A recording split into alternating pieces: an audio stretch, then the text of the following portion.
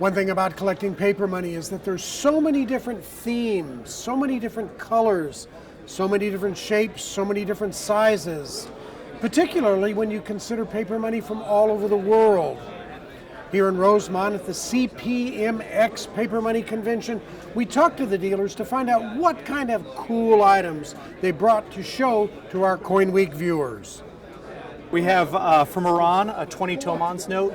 This is an incredibly rare denomination for Iran, not often seen. I know we're at odds with Iran right now in a lot of different ways, and financial sanctions on the state are one of the ways that we are kind of at war with them. But it's interesting to see the paper currency in administrations long before we had odds, before we were at odds with them. What kind of value? $6,000 to $8,000 for a pre-auction estimate. And we have some very exciting pieces coming up. One in particular is this wonderful 400 cash Ming Dynasty era note. It's believed to be the only collectible example known. The other ones that are the other one that's aware of to exist is permanently impounded in a museum in China. This note here is very significant. It wasn't listed in any references that I've seen or looked through. It's a piece that's pedigreed to the Ernest A. Eikenberry collection, a very important collection that consisted of just strictly early paper money. We have 5 notes from the collection in our sale. It is this note here, which is a 400 cash example. There's 2 1 Kwan or 1,000 cash examples in the collection, one without a date and one with a date, which is interesting because I've never seen such an animal. And then 2 50-tail Board of Revenue notes, which are very scarce. The Ming Dynasty is very important. The emperor, or the Hongwu emperor, was basically the creator of the Ming Dynasty. He was in rule from 1368 to 1398, approximately, and many people say it's one of the eras of the greatest, economic structure in the world. Everything was very tightly knit and well organized, and the paper money he introduced, being these Ming Dynasty era notes, were essentially, some of the first collectible banknotes, as the 1 Kwan example is known in quantity.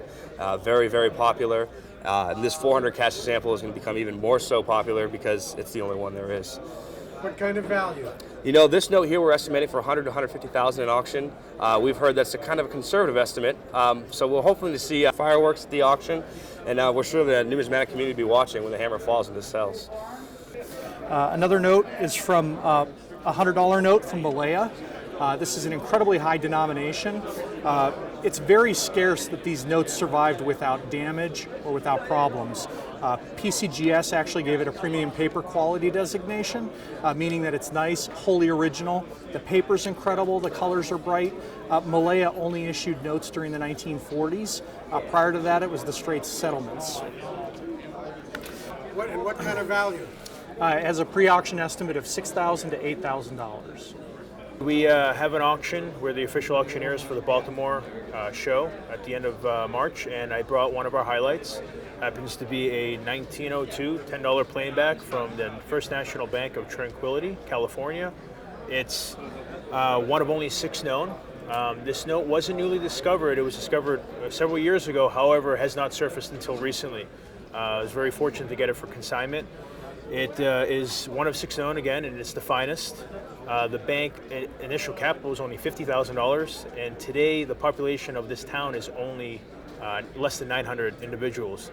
Also, the cool thing about this item is the spelling is spelled differently than the noun Tranquility. It's spelled with 2 L's. We don't know if this was a mistake or just the town decided to spell it with 2 L's. What kind of value?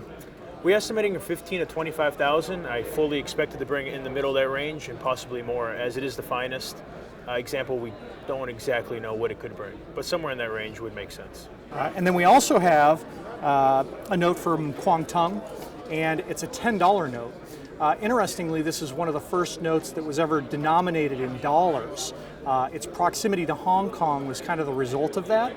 Hong Kong did a lot of trade with the West, so they started denominating their currency in dollars. They also had trade dollars that were denominated in Western denominations to help facilitate trade, and this province was doing the same thing. They were trying to take advantage of all the trade that was coming into Hong Kong. The note's incredibly rare and is actually the cover on our catalog. And what kind of value on the Chinese note? The Kwangtung $10 note has a pre-auction estimate of $3,000 to $5,000.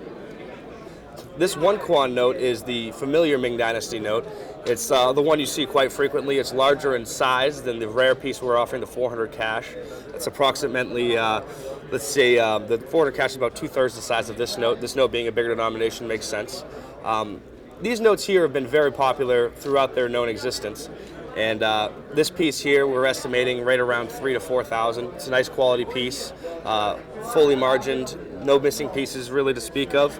Typically, they'll have large chips in the margins and severe thinning of the paper. This one here is absent of those features and features prominent vermilion stampings here and the signature seals. We have an incredibly rare note, 500 reals from Qatar. I know when Ruth bought this, it was probably right after it was issued, and she had no idea what kind of a great rarity that she had stumbled into.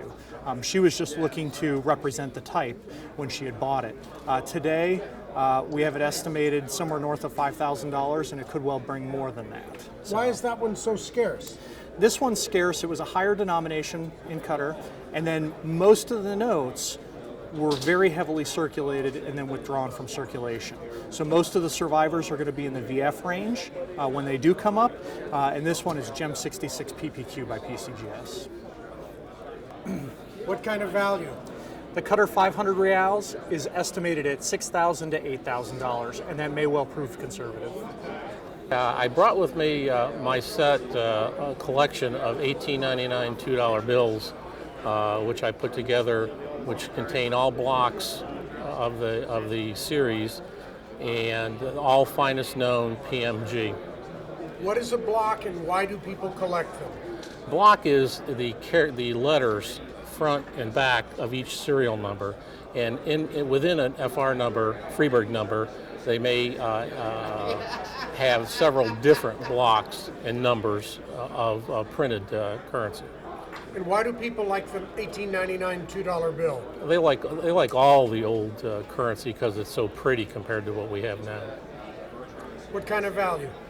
The value of this particular set is probably in the $125,000 to $150,000 range. Yeah, if I could. We also have a note from what's now modern day Tunisia. It's a 10 rupees note from 1928 from Zanzibar. Notes from Zanzibar show up on the market maybe, if we're lucky, every 3 to 4 years. So this is an incredible rarity despite it being in very fine condition.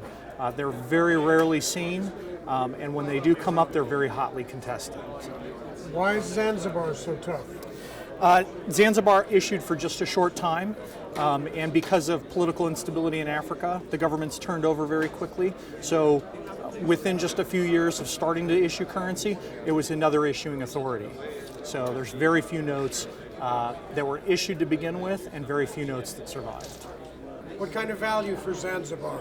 The Zanzibar note is estimated at $5,000 to $7,000.